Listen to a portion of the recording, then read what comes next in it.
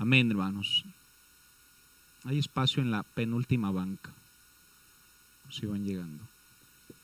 En tu mano están mis tiempos. El escritor del Salmos 31 es el salmista David, el dulce cantor de Israel, aquel quien mató un león, quien mató un oso, y aquel cuyo fue pasando el tiempo y mató a aquel paladín llamado Goliat. Mas sin embargo este pasaje es muy distinto al Salmos 23, a pesar de que fue el mismo autor, hermanos. Quiero que no solamente leas los pasajes, sino que comprendas el corazón y cómo se sentía el salmista David. Versículo 11 comienza a decirnos el texto: de todos mis enemigos soy objeto de oprobio, y de mis vecinos mucho más, y el horror de mis conocidos y los que me ven fuera huyen de mí. Este pasaje dice que él era objeto de oprobio. La palabra oprobio es deshonra o vergüenza. Y al final de este texto dice: y aún los que me ven allá afuera huyen de mí. Entiende cómo se sentía. Versículo siguiente dice la Biblia: he sido olvidado de su corazón. Se sentía el salmista, el dulce cantor de Israel, se sentía olvidado. Y no sé si alcanzas a ver dentro de ese texto que él se sentía que a nadie le importaba, al tal grado que dijo: soy como un muerto, me tienen por difunto. No solamente dice la expresión que se sentía muerto, sino que después nos dice: he venido a ser como un vaso quebrado. Yo creo que todos hemos visto un vaso quebrado. Aquel vaso que antes podía sostener agua, en aquel día no podía sostenerla. Un golpe lo tocó y llegó a quebrar aquel vaso. El golpe tal vez apenas llegó a rozarlo, pero ni siquiera un pequeño ruido le advirtió que llegó a quebrar aquel vaso, rajando el cristal de una manera muy lenta, hasta atravesarlo y dejarlo completamente roto. Quien llegó a decir en una ocasión, uno de los textos más hermosos de toda la Biblia, al expresar: mi copa está rebosando, capítulos adelante, él mismo dice: mi vaso está quebrado. Aquel que nos cantaba uno de los salmos más hermosos de toda la Biblia, ahora nos canta uno de los más tristes al decir: mi vaso, mi vida está quebrada. El agua ha huido, gota tras gota me ha dejado, ya no mantiene agua de gozo, esperanza o alegría. Aquella rajada me ha cortado y no puedo sostener agua, no puedo sostener lo que cantaba en el Salmos 23. Probablemente él expresaba: no lo toques, el vaso se ha quebrado. Y el dulce cantor de Israel nos muestra un momento duro, hermanos, por el cual él estaba pasando. David estaba triste, su vida se había consumido en aflicción, su angustia lo había agotado a tal manera, hermanos, que se había consumido en su interior. Siguiente texto nos dice cuál era el problema que él estaba enfrentando. Dice la Biblia: porque oigo calumnia de muchos, el miedo me asalta por todas partes, mientras consultan juntos contra mí e idean quitarme la vida en momentos de dificultad y en momentos de dolor. Hermanos, imagínense, no tuvo un día malo, no le fue mal en su trabajo, no tuvo una pequeña discusión, querían quitarle la vida. Es el contexto del salmista. Pero en el momento más grave de su dolor, nos da uno de los textos más tremendos, hermanos. Nos da un aliento para saber lo que debemos hacer en el día que te sientas como un vaso quebrado. Y el siguiente texto nos dice: mas yo en ti confío. Cuando te sientas como el salmista, como un vaso quebrado, recuerda, hermanos, que nuestra confianza está en Dios, hermanos. Aún en sus temores, su refugio más grande era una simple confianza en su poderoso Dios, hermanos. los enemigos lo denigraban, los enemigos lo atacaban, sin embargo, él nunca devolvió mal por mal. Si trataban quitarle la vida, él no enfrentaba la violencia con violencia, sino que completamente confiaba en el Señor, hermanos. Y podía decir, mas yo en ti confío. Esto es un asunto personal, hermanos. Aunque toda tu familia puede confiar en Dios, debe ser tu decisión esta mañana decir, mas yo en ti confío. Es fácil confiar cuando todo está bien, hermanos. Pero que Dios nos dé un cristianismo que cuando sientas que tu vaso está quebrado, puedas decir después de ese contexto, mas yo en ti confío. Sigue siendo efectiva la confianza en Dios esta mañana. Muchos son los dardos de fuego del maligno, pero nuestro escudo es uno y el mismo. En Dios he confiado. Mano, el escudo de la fe no solamente apaga los dardos de fuego, sino que quiebra las flechas de acero. Aunque las flechas del enemigo se sumerjan en el veneno del infierno, el mismo escudo es eficaz para derribarlas o desviarlas. Mas yo en ti confío. Me sorprende el contexto del texto, porque era un día de aflicción.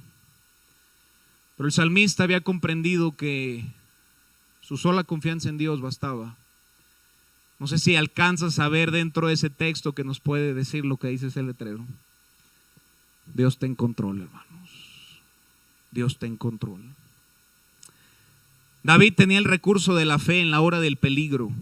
Noten bien, expresó al final de este texto, hermanos. No solamente dijo, mas yo en ti confío, sino que después dice, oh Jehová, y digo, vamos a decir juntos lo que él dijo, tú eres mi Dios. ¿Qué debemos de hacer en momentos de aflicción o dificultad? Debemos decir lo mismo que el salmista. Tú eres mi Dios. ¿Acaso no lo es, hermano?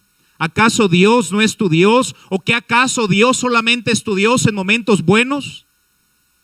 Aquella persona que pueda decir, este reino es mío, reclama el derecho de ser un rey. Quien pueda decir, aquel monte de mármol es mío, reclama un derecho a riquezas. Pero a quien que pueda decir, tú eres mi Dios, hermanos, ha dicho más que todos los monarcas, porque Él es nuestro Dios, hermanos. ¿Qué frase, hermanos, nos da David? Espero que no solamente sea una frase, sino una realidad cuando tu vaso esté quebrado. Tú eres mi Dios. Confiadamente podemos decir esta mañana, tú eres mi Dios. Si este Dios del cual predicamos, del cual aprendemos y al cual le cantamos, verdaderamente es tu Dios, hermano, ¿qué más necesitas?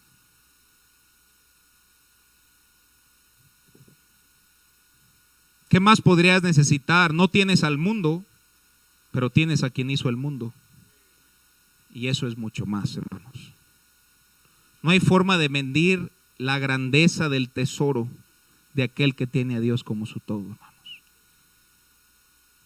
El contexto no era favorable, de hecho era muy perturbador. Pero en medio de esa aflicción brilla este texto. Mas yo en ti confío. Oh Jehová, y digo, tú eres mi Dios.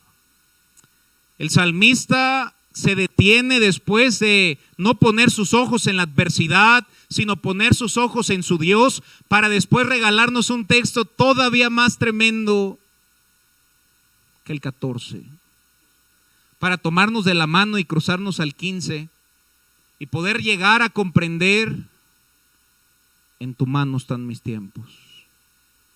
Del versículo 1 al 3, hermanos, solamente hay aflicción, problemas, idean quitarme la vida. He venido a ser como un vaso quebrado, pero después dice, pero Jehová es mi Dios. Y después llega a decir, en tu mano están mis tiempos. Si tan solo pudiéramos llegar a comprender este versículo, hermanos, en tu mano, está hablando de Dios, hermano, están nuestros tiempos. Esto para él es un hecho sumamente alentador por el contexto de su historia. Él no tenía temor de sus circunstancias, pues todo estaba ordenado bajo la mano divina de Dios, hermanos. No estaba acorralado por la mano del enemigo, viendo que el Señor lo había colocado en ese lugar por un propósito, sabiendo, hermanos, que Dios está en control. En tu mano están mis tiempos.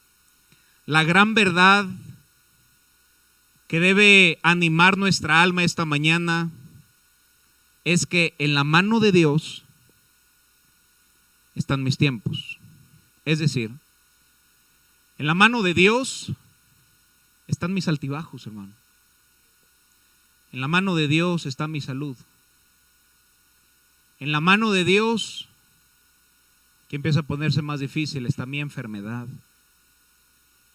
En la mano de Dios está mi riqueza. En la mano de Dios está mi pobreza. En la mano de Dios está mi trabajo. En la mano de Dios está mi familia. Todas las cosas están en la mano de Dios. Hermanos, ¿qué texto nos regala David? En tu mano están mis tiempos. La prolongación de mis días y la oscuridad de mis noches están en tu mano. Las tormentas y las calmas pueden variar las estaciones según su beneplácito, pero al final del día están en su tiempo, hermano, y están en su mano. Si los tiempos son alentadores, están en su mano, hermano. Pero si los tiempos son tristes, te recuerdo que siguen estando en su mano, hermanos.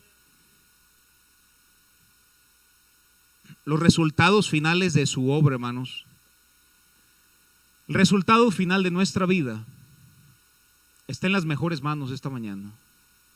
No podemos comprender en su totalidad el texto. En tu mano están mis tiempos. ¿No te da gusto que no estamos en nuestras propias manos, hermanos? Ni en manos de maestros terrenales, ni bajo nuestro necio razonamiento, hermanos. ¿Sabes que el término de nuestra vida, hermanos, no es pautado por aquel inicuo que tiene un cuchillo allá afuera?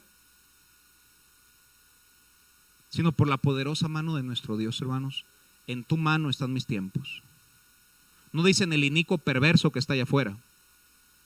No. Nuestros días, nuestros años, todo nuestro ser está en las manos de Dios, hermanos. No moriremos antes del tiempo que nos corresponda, pero tampoco seremos olvidados ni dejados en el escenario por más tiempo. En sus manos está mi tiempo. ¿Qué texto? Ya sí solo me sorprende, pero me sorprende más su contexto, hermanos. Porque su día era un día difícil, era una dificultad. Ahora, ojo, hermanos, no solamente estamos nosotros mismos en la mano de Dios, sino que todo lo que nos rodea está en las manos de Dios. No solo tu vida, sino lo que está a tu alrededor está en las manos de Dios. ¿Cómo podríamos decir que mi vida está en manos de Dios y todo lo demás no? ¿Algo se puede escapar de la mano de Dios? Dios dejaría de ser Dios, hermanos. Qué alentador que David se alienta a sí mismo al decir: en tu mano están mis tiempos. Estamos absolutamente a su disposición y todas nuestras circunstancias son ordenadas por Él en todos sus detalles. ¿No te consuela eso esta mañana, hermanos? Que nuestro Dios esté en control. Ahora, ¿cómo llegaron a estar los tiempos de Dios en tono con el tiempo de David? Porque es posible que yo me salga de su tiempo y yo quiera hacer mi voluntad y salirme de esta protección divina, hermanos, del tiempo favorable. Primeramente, hermanos, David sabía que por voluntad de Dios en sus manos estaba su tiempo, pero luego él decidió poner su vida y sus tiempos en las manos de Dios. Nos dice la Biblia, hermanos, porque de Él y por Él y para Él son todas las cosas, hermanos. Nada ocurre por el azar. Nada. El día de ayer estábamos evangelizando, estaba con mi hermano Joaquín. Y bueno, gracias a Dios teníamos la meta de que 10 fueran salvos y fueron salvos 11, gracias a Dios, hermanos. No les platicaremos la historia de los 11, pero una de ellos fue muy curiosa, hermanos. Mientras estábamos en un hogar, fuimos a visitar a un hermano y en eso llegó alguien de Telmex para arreglar ahí el internet.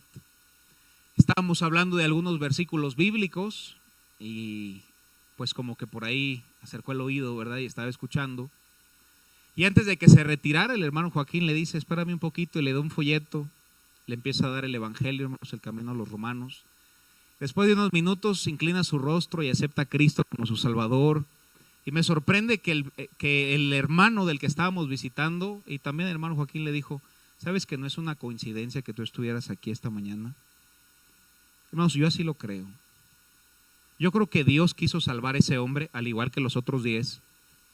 Pero hermanos, él estaba haciendo ahí su trabajo y simplemente escuchó el mensaje. Hermanos, no era efecto de la, hermano, casualidad. En tu mano están mis tiempos. Dios quería salvar a aquel hombre, así como Dios un día te quiso salvar a ti, y como un día Dios me quiso salvar a mí. Pero no solamente nos salva, también nos guarda, hermanos. La salvación es un día, hermanos, y el que nos guarda es para siempre, y gracias a Dios por eso. Spurgeon dijo, hermanos, los actos visibles de la providencia aquí abajo concuerdan exactamente con lo que está escrito en el libro secreto que ningún ojo de hombre o ángel ha escudriñado aún. El libro está escrito, decía Spurgeon, hermanos. Este propósito eterno controló nuestro nacimiento. Miren lo que dice Jeremías 1:5, hermanos. Nos desviamos brevemente en este pasaje. Dios estaba en control antes de que viniéramos a este mundo. La Biblia dice, antes de que te formase en el vientre. ¿Qué dice ahí, hermanos? Dios estaba en control cuando estábamos en el vientre. Dios nos conocía antes de estar en el vientre. Ahora, si Dios me conocía antes del vientre, ¿no me conocerá ahorita? Si Dios me conoce hoy, ¿ya no me conocerá en un año, hermano? Antes que te formase en el vientre, te conocí. Y antes que nacieses, te santifiqué y te di por profeta a las naciones. Dios hablaba de Jeremías. Si Dios conocía a Jeremías, hermano, Dios te conoce a ti. Y Dios me conoce a mí. No te emociones, sé que no es muy grato que un Dios todopoderoso conozca pecadores como nosotros, hermano. Él nos conoce. Dios está en control.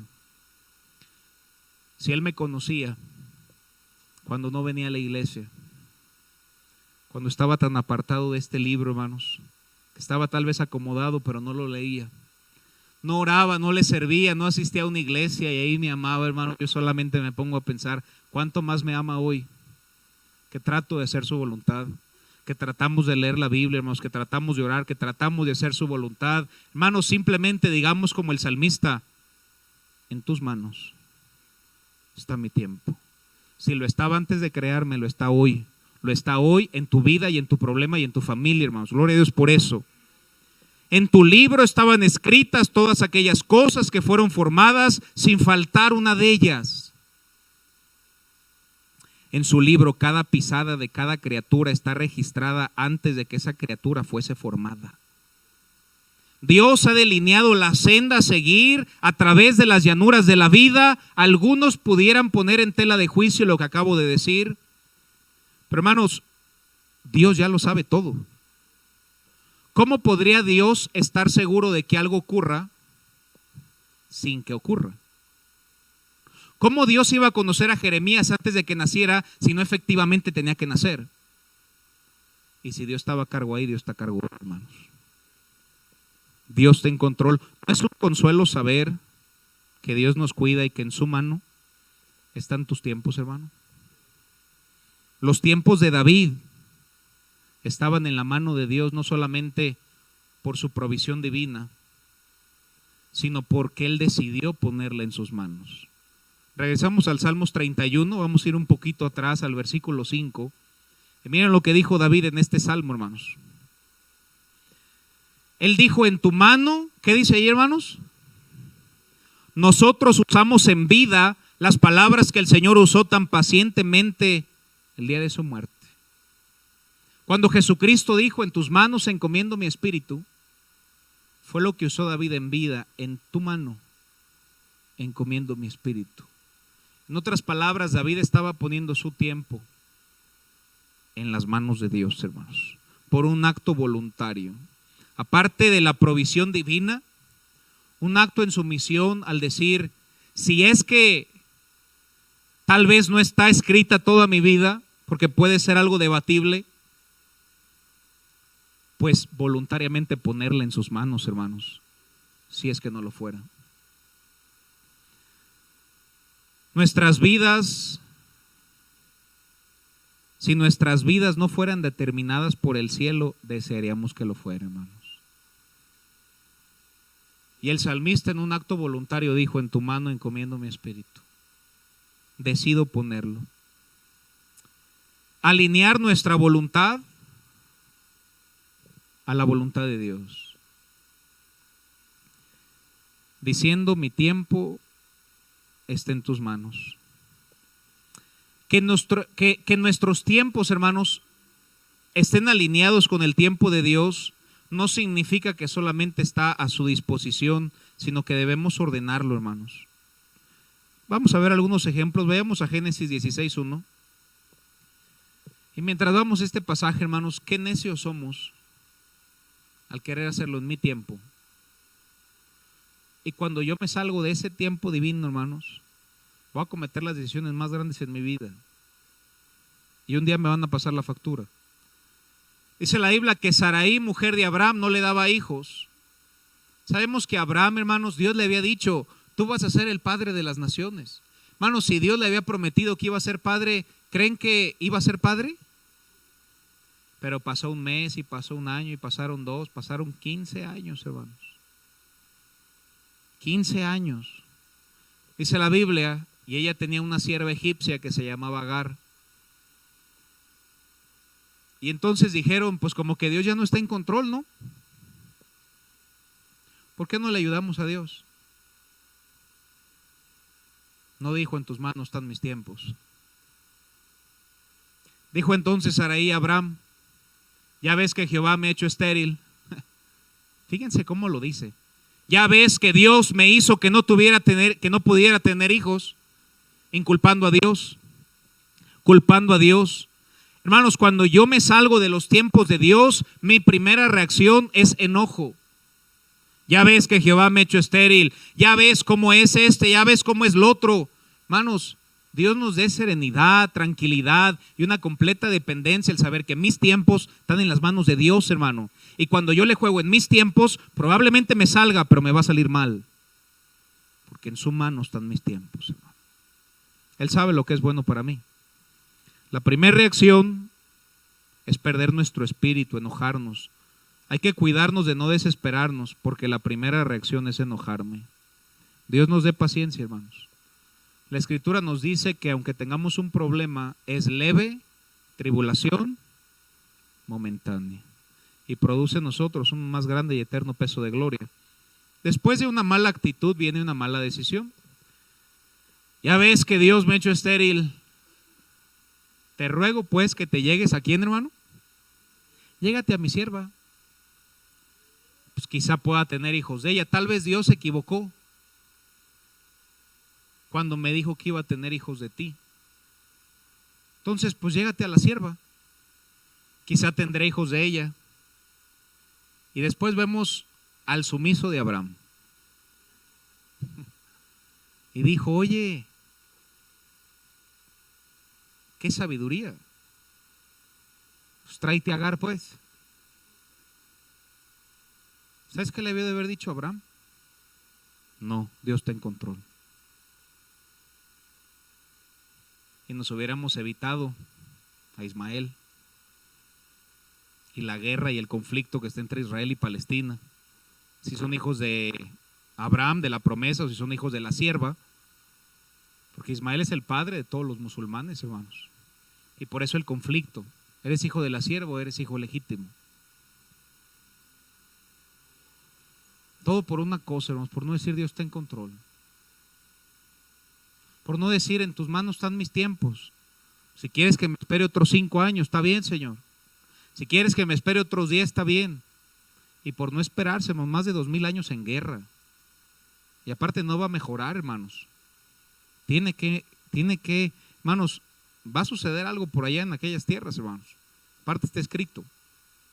Y todo por Génesis 16, hermano. Versículo 3, hermano, nunca deshagas en duda lo que comenzaste por fe.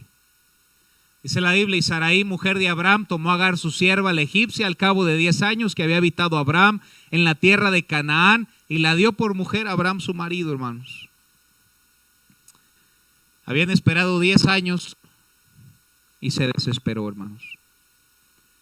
Y se quedó plasmado su pecado en la Biblia para la eternidad. Versículo 4 dice la Biblia. Y él se llegó a Agar, la cual concibió, y cuando vio que había concebido, miraba con desprecio a su señor. Obviamente ya no quería a su esposa, ahora quería a la sierva. Pasa el tiempo, hermanos, vayamos a Génesis 17:15. Génesis 17:15 dice la Biblia. Qué rápido se ve el tiempo, hermanos. Apenas estaba empezando.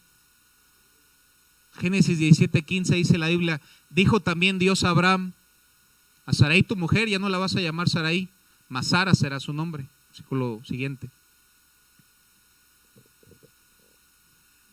Y la bendeciré, y también daré de ella un hijo, sí la bendeciré, vendrá a ser madre de naciones, reyes de pueblos vendrán a ella, hermanos. Versículo 17. Le dice, mira, confirmo mi promesa, vas a ser madre. Entonces Abraham se postró sobre su rostro, ¿y qué hizo, hermanos? Dios nos guarda, hermanos.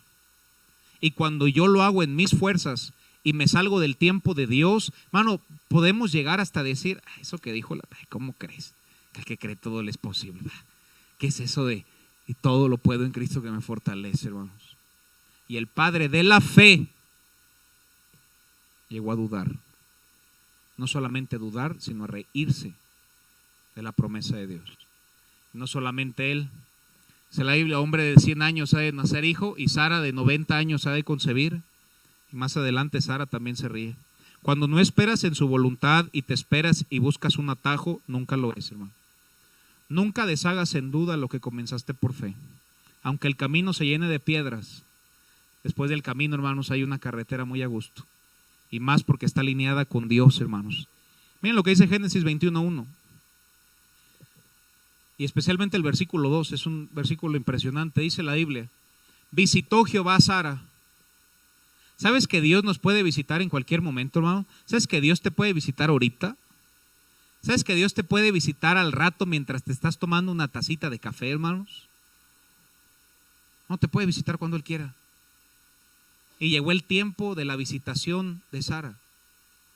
Y visitó Jehová a Sara. ¿Cómo? ¿Qué dice ahí?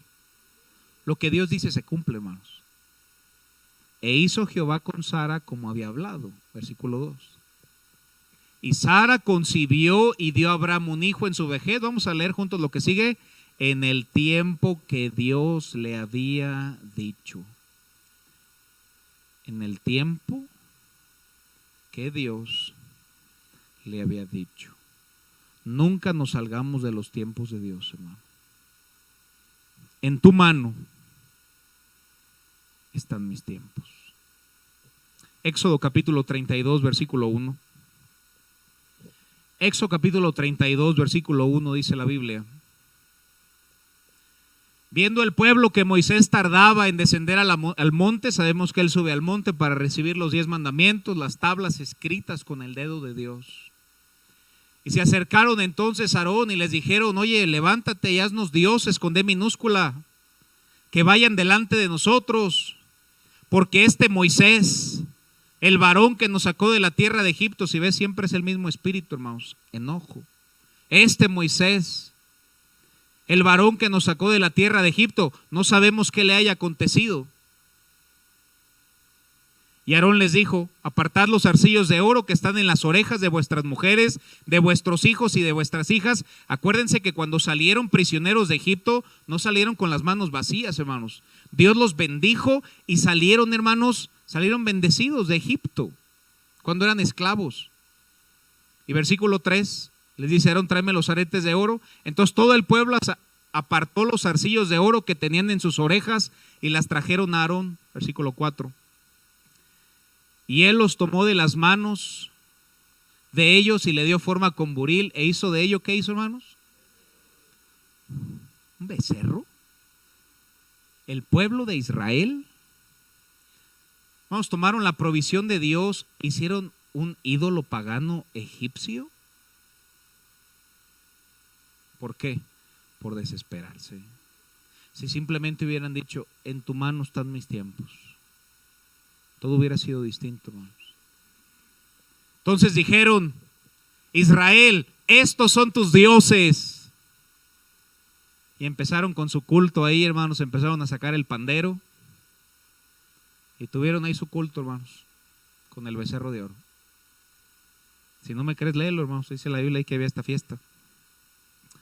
Tardaba en descenderse el versículo 1, hermanos. Fíjense lo que dice el 1 nuevamente. Viendo que tardaba en descender. Hermano, ¿qué es lo que ha tardado en tu vida? ¿Podemos tomar un atajo en nuestras manos? Creo que sí, hermanos. ¿El resultado será bueno? No creo. Pero si simplemente decimos como el salmista, en tu mano están mis tiempos. Tal vez la carretera será más larga, pero te aseguro que será más seguro, hermanos. Yo no sé si algún día te has tomado un atajo, hermanos, por una carretera que no es grata y dijiste, me hubiera ido por la cuota. Podría contar algunas historias, hermanos, pero se me acaba el tiempo. El pecado de la desesperación, hermanos. ¿Por qué pecó? Porque el pueblo desconfió de Dios, hermanos. La Biblia dice que todo lo que no proviene de fe, ¿qué es? Pecado, hermanos. Cuando nuestra Biblia dice ahí en primera de Pedro 5:7, echando toda vuestra ansiedad sobre Él, porque Él tiene cuidado de vosotros. La definición de ansiedad es una gran quietud. Hermano, echa sobre Dios tu gran inquietud, perdón. Vamos a ver el texto brevemente, primera de Pedro 5:7. La palabra ansiedad es una gran inquietud. ¿Tienes alguna gran inquietud esta mañana? Dice la Biblia, bueno, echa tu gran inquietud sobre Él. Y luego, ¿qué texto tan bonito, hermanos? Porque Él tiene cuidado de vosotros. Número 1, hermanos, no te desesperes. Número 2, reconoce que tus tiempos están en Dios. Y número 3, hermanos, y cada vez que entremos a la iglesia quiero que veamos ese letrero y lo recordemos, y entre semana, hermano, recuerda que Dios está en control, hermano. Dios está en control, hermano. En tus manos están mis tiempos. No necesitamos enredar nuestros cerebros para entenderlo en su totalidad. Es más fácil montarnos sobre Romanos 8:28, hermanos, y poder decir a los que aman a Dios, todas las cosas les ayudan a bien.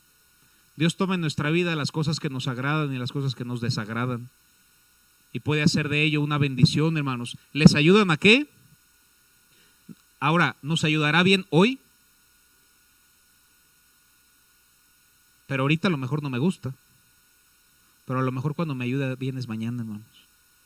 O a lo mejor cuando me va a ayudar a bien lo que estoy pasando hoy va a ser en un año. O a lo mejor lo que estoy pasando hoy, hermanos, un día voy a poder dar gracias a Dios de aquí a 5 años y decir, gracias, Señor. Porque un día todo tiene que obrar para bien, hermanos. Y yo prefiero esperar que así sea. Hermanos, fíjate lo que dice el siguiente texto. Todo obra para bien, pero la meta de Dios no es el 28, sino el 29. Porque los que antes conoció también los predestinó para que fuesen hechos conforme a quién. Muchas veces nos quedamos en el 28 diciendo, Señor, que obre para bien, y sí va a obrar para bien. Pero muchas veces Dios usa eso que no me gusta para moldearme, hacerme a la imagen de su Hijo, hermanos. Hermano, quédate tranquilo. Los pies del grandioso Padre harán que obre para bien, hermanos. Cuando no puedas comprenderlo, guarda esto en tu corazón, hermanos. Cuando no puedas comprenderlo, debes recordar que un bebé no puede entender la sabiduría de su progenitor. ¿Tú crees que un bebé entiende a su papá, hermanos? ¿Un bebé entiende a su papá, hermanos? No, nosotros entendemos a Dios. Nuestro Padre comprende todas las cosas, aunque nosotros no. Y que su sabiduría nos baste, hermanos. Podemos dejarlo todo en sus manos sin ansiedades, puesto que está en las manos de Dios. Y donde en esas manos todo obra para bien. ¿No es alentador escuchar eso esta mañana, hermanos? Las cosas que están en su mano obrarán para bien si están en su tiempo, hermanos, y no en el nuestro. Debemos descansar en eso, hermanos. Pregunta: ¿dónde podrían estar también asegurados nuestras vidas como en las manos eternas? ¿Pudiera haber un lugar más seguro que las manos de Dios, hermanos? Qué bendición es ver por el ojo de la fe que todas las cosas están tomadas por la mano de Dios, hermano. Y gracias a Dios por eso. Regresamos a Salmos 31:15. Quiero que lo hagas singular. En tu mano están, ¿qué palabra sigue ahí? Aunque el texto es tan grande para meter toda tu familia, debes reducirlo a tu vida. Simplifícalo esta mañana. En tus manos, Señor, están mis tiempos. Que el de al lado tuyo ponga su tiempo en sus manos, pero tú decide poner tu tiempo en sus manos. Pero ¿por qué no fluye esto en el trabajo? En sus manos están sus tiempos, hermano. Pero ¿por qué no ha pasado esto en la familia? En su mano están sus tiempos. Pero ¿por qué no en su mano están nuestros tiempos, hermanos? Cualquiera que ellos sean agradables, sean dolorosos, sean oscuros o sean brillantes, como mejor puedan ser, en su mano están nuestros tiempos, hermanos. Pero está de forma singular: mis tiempos. Pon tus tiempos en la mano de Dios, hermanos. La verdad más dulce que cada uno puede experimentar es cuando uno lo prueba por sí mismo, hermanos. Tú debes experimentar que es más que un texto, sino una realidad que puedes experimentar esta mañana, hermanos. Aquel predicador inglés decía que las alas del querubín lo cubren. El Señor Jesús me amó, se entregó por mí, mis tiempos están en esas manos que fueron clavadas a la cruz para mi redención. ¿Cuál sería el efecto de tal fe si es clara, personal y duradera? Hermanos, que Dios nos ayude a comprender que Dios está en control, hermanos. Y termino con esto, hermano, ya se me fue el tiempo. ¿Será que nuestra vida está puesta a la suerte? ¿Será que nuestra vida está puesta al azar y es un volado? ¿O será que verdaderamente Dios está en control? Puede ser algo debatible, hermanos, y podríamos debatirlo por un gran rato. Pero quisiera que vayamos a Proverbios 16:33 y reconocer que nuestra vida no es dejada al azar, hermanos. Todo tiene un orden y un propósito divino. La Biblia dice, vamos a leerlo juntos, hermanos: la suerte se echa en el regazo, mas de Jehová es la decisión de ella. Hay un canto en inglés que no lo han traducido, pero el canto dice: don't call me lucky, call me blessed. No me llame suertudo, llámame bendecido. No es suerte, es bendición de Dios, hermanos. La suerte se echa en el regazo, pero de Jehová es la decisión de ella. Nuestra vida no es un volado. Nuestra vida no es dejada al azar. Vamos, que nuestra vida esté en las manos de Dios, hermano. En todo aspecto, hermanos. Cada banca tiene una petición distinta, pero su mano es suficiente para sostenernos a todos, hermanos. No me llames suertudo. Cuando alguien te diga, oye, qué suerte tuviste, no es suerte, soy hijo de Dios. Voltea para arriba, Él me cuida. Dios está en control, hermanos. No es suerte, hermanos. Bienaventurada la persona que no opta por el camino del azar, que no habla nunca de la suerte, sino que cree hasta que lo más pequeño es ordenado por Dios, hermano. Por eso creo que un cristiano no compra un boleto de la lotería. Ya se enojaron conmigo 4, hermanos. No es el azar, hermano. Provisión divina, hermano. No es un volado, hermanos. Si nos atrevemos a dejar un evento, por más insignificante que sea, fuera de Dios, hermanos, estamos diciendo que tampoco Él está en control de los grandes. Si Dios está en control de las cosas grandes de nuestra vida, también está en control de las cosas chicas, hermano. Fíjense esto, hermanos. Aún el insecto que se arrastra sobre el capullo de una rosa es tan verdaderamente ordenado por Dios como una plaga que destruye una nación, hermanos. En otras palabras, Dios está en control, hermano. Dios está en control. Si Dios está a cargo de las cosas grandes, también está de las pequeñas. ¿O acaso algo se le puede que Dios diga, ay, se me fue? ¿Cómo no lo pude ver? Nuestra vida no está al azar. Nuestra vida está en las manos de Dios, hermanos. La suerte se echa en el regazo, más de nuestro Dios es la decisión de ella, hermanos. En todas las áreas de nuestra vida podemos debatir destino contra propósito. Yo me voy sobre propósito, hermanos. No es un volado, a ver qué pasa en 2 años. Y la gente dice, hermanos, y frases muy buenas, y la vida da vueltas como si fuera dejada al destino. Si ponemos la vida como si fuera vueltas, hermanos, sería una vuelta que está llena de ojos por todos lados, y esos ojos son de Dios, hermano. Dios está al cuidado de mi vida, hermano. Dios está al cuidado de tu vida. No es el azar. Es como si Dios, hermanos, y termino con esto, es como si Dios fuera nuestro capitán. Dios tiene el timón, hermanos. Y a lo mejor uno se le puede acercar y decir, hombre, dale a la izquierda, dale a la izquierda. Vamos, ¿quién sabe más, el tripulante o el capitán? Hermano, el capitán está en control, hermanos.